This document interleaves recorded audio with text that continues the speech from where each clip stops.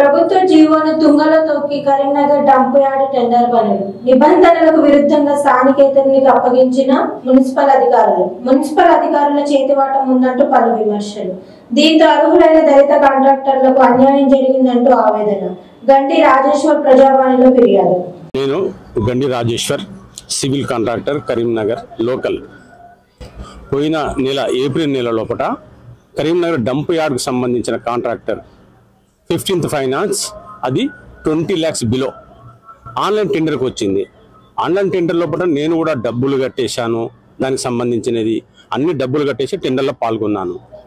టెండర్తో పాటు నాతో పాటు ఇంకొక కొత్తగూడెం అతను నాన్ లోకల్ క్యాండిడేట్ కూడా పాల్గొన్నాడు. కానీ కొత్తగూడెం క్యాండిడేట్ సిరిసిల్ల రమేష్ అనేటైనా క్లాస్ 2nd కాంట్రాక్టర్. అయితే ఈ వర్క్ ఎస్సీకి రిజర్వేషన్ సంబంధించిన వర్క్. ఇది జియో నంబర్ 29 ప్రకారంగా ఫిఫ్త్ క్లాస్ కాంట్రాక్టర్ మాత్రమే కరీంనగర్ లోకల్ వాళ్ళ వర్క్ చేయాలని ఒక జియో ఉన్నది. పర్టికులర్ వాంటెళ్ళి నా ఫైల్ తెప్పించుకొని ఆయనతో ఏం చేసిండు, Sircilla Ramesh 2nd class favour లోపల ఫైల్ పుట్టప్ చేపించి ఆయన సంతకం పెట్టిండు. అరే ఇట్లా ఎందుకు పెట్టారు సార్ అని చెప్పేసి నేను నెక్స్ట్ డే అడిగిన. లేదండి, అది విత్ ఇన్ ద రూల్ పొజిషన్సే ఉన్నాయి, మీరు ఎవరికి చెప్పుకుంటారో చెప్పుకోపోండి అన్నాడు. అరే కమిషనర్ చేసిన రిప్రజెంటేషన్ ఏం చేస్తా అంటే అది చెత్తబుట్టలు వేసే కంప్లైంట్, అది ఆ కంప్లైంట్ పట్టుకొని మా దగ్గరకు వస్తారా, నువ్వు ఎవరు అంటుండు. అరే నేను సివిల్ కాంట్రాక్టర్, నేను సివిల్ కాంట్రాక్టర్ కాకుండా నేను నా టెండర్ యొక్క రూల్ ప్రకారంగా డబ్బులు పేమెంట్ చేసిన వ్యక్తిని. నా హక్కు గురించి నేను అడగకపోతే బయట వాళ్ళు ఎట్లా అడుగుతారు సార్ అని అన్న. ఆయన వీగారు, మీరు అట్లా మాట్లాడు పద్ధతి కాదు, మీరు ఎవరు అన్నాడు అంటే నేను కాంట్రాక్ట్ మేము పేమెంట్ చేసిన, మేము సివిల్ కాంట్రాక్ట్ పేమెంట్ చేసిన ట్యాక్సులతోటి మీరు గెస్టెడ్ ఆఫీసర్గా ఉద్యోగం చేస్తారు. ఏమంటారండి 2nd క్లాస్ టెండర్ వాళ్ళు నాన్ లోకల్ అయితే వాళ్ళకు సంబంధం, వాళ్ళు 2nd class throughout state level వేసుకోవచ్చు.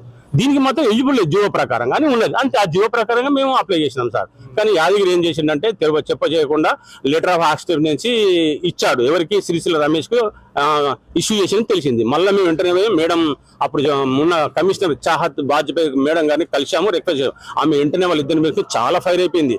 దీనికి సంబంధించిన రిమార్క్స్ మొత్తం నా టేబుల్ మీద ఉందని చెప్పింది. చెప్తే వాళ్ళు ఏం చేశారు, మాకు పట్టించుకోకుండా ఆయన మేడంకి ఏం చెప్పలేదు, రిమార్క్స్ కూడా రాయాలి. ఇంతలో మేడం ట్రాన్స్ఫర్ అయిపోయింది. మొన్న ఈ మధ్యన సార్ ప్రఫుల్ దేశ కలెక్టర్ గారు మళ్ళా ఇన్ఛార్జ్ తీసుకుని వెంటనే యాదగిరి ఏం చేసిండు, పైసలు వాళ్ళు ఏదో ఒక రహస్య గూఢచారి వాళ్ళ 2 మంది నడుతున్నది. వెంటనే కమిషనర్ సార్ తెలియకుండా ఆ లెటర్ ఆఫ్ యాక్సిడెన్సీ అతను కొత్తగూడెంలో ఉన్న మనిషికి ఇక్కడ వాళ్ళు ఎవరో అనుచరులకు, పక్కపండి అనుచరులకు పిలిచి ఇచ్చారు సార్. అది కూడా తప్పే. అది ఎందుకంటే కాంట్రాక్ట్ సంబంధించిన జీపీ లేకుండా ఇతను ఎల్ఏ వాళ్ళకు ఎట్లా ఆర్డర్స్ ఇస్తారు అంటే ఇది రిజల్ట్ ఏమైపోతుంది, యాదగిరి విల్ఫుల్ గా ఈ వ్యక్తిని మాకు డ్యామేజ్ చేసి ఆ జీవనం డిస్ట్రాయ్ చేయాలని స్పష్టమైపోయింది. ఇదే విషయాన్ని సేమ్ విషయాన్ని మళ్ళీ పోయి మేము కమిషనర్ ప్రఫుల్ దేశ గారికి నమస్తే చెప్పి సవినయంగా చెప్పడం జరిగింది. వెంటనే మళ్ళా వాళ్ళని పిలిపించి ఫైర్ చేసి రిమార్క్స్ పెట్టమంటే సార్ ఇప్పటి వరకు రిమార్క్స్ తెలియరు. కాబట్టి వీరు హైయర్ ఆఫీసర్లను నెగ్లెక్ట్ చేస్తారు ఇద్దరు కూడా. మళ్ళీ పోతే యాదగిరి ఓం ప్రకాష్ లాంగ్ స్టాండింగ్ ఉన్నారు. వాళ్ళు ఒక గెస్టెడ్ ఆఫీసర్ యొక్క జీవో తెలుసా సార్ మీకు?